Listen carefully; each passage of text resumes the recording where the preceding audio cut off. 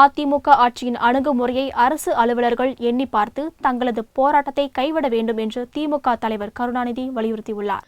இது தொடர்பாக வெள்ளியன்று அவர் வெளியிட்டுள்ள அறிக்கையில், சட்டசபை தேர்தல் 2 மாதங்களில் நடக்க உள்ள நிலையில் அரசு அலுவலர்கள், ஆசிரியர்கள், சத்துணவு, அங்கன்வாடி பணியாளர்கள் ஆகியோர் நடத்தி வரும் தொடர் போராட்டம் குறித்து சுட்டிக்காட்டியுள்ளார்.